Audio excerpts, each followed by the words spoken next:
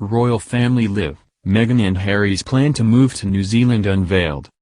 The Duke and Duchess of Sussex had plans to move to either New Zealand or South Africa before the couple relocated to Canada as they stepped back from royal duties.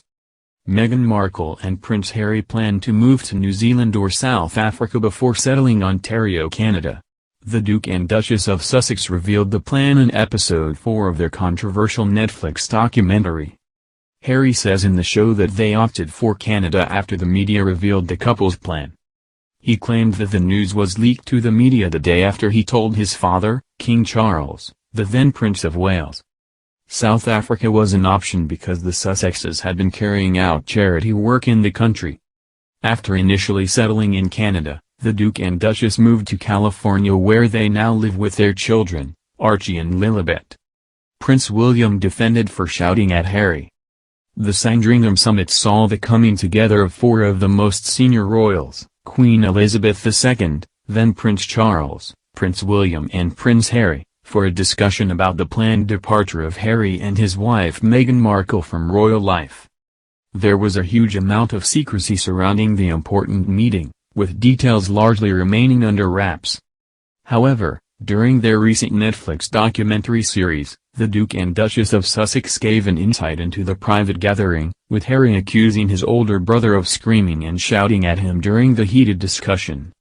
The prince told the documentary, titled Harry and Meghan, that he had such happy memories of Sandringham, that was where we spent every Christmas, but added, and now I was back there in very different circumstances.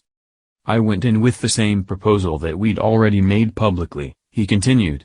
But once I got there, I was given 5 options. 1 being, all in, no change. 5 being, all out. I chose option 3 in the meeting, half in, half out, have our own jobs, but also work in support of the Queen. It became very clear, very quickly, that goal was not up for discussion or debate. It was terrifying to have my brother scream and shout at me, and my father say things that just simply weren't true, and my grandmother quietly sit there and sort of take it all in. Russell Myers, royal editor at the Daily Mirror, has shared his sympathy for William, who he argued stood to lose the most.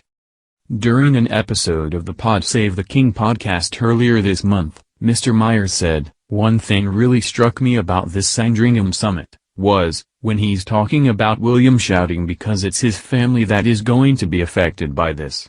He's going to take on a lot more responsibility." He added that William and his father King Charles III were the ones who had the most at stake.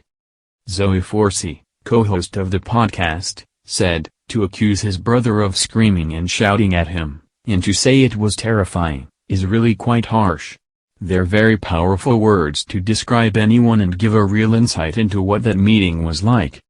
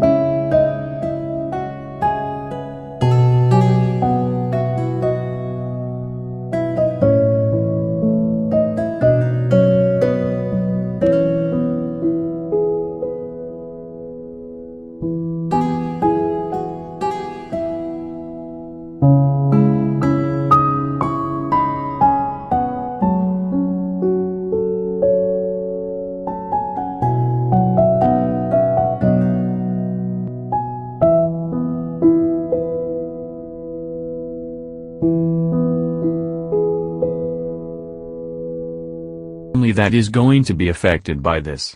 He's going to take on a lot more responsibility. He added that William and his father King Charles III were the ones who had the most at stake. Zoe Forsey, co-host of the podcast, said, to accuse his brother of screaming and shouting at him, and to say it was terrifying, is really quite harsh. They're very powerful words to describe anyone and give a real insight into what that meeting was like.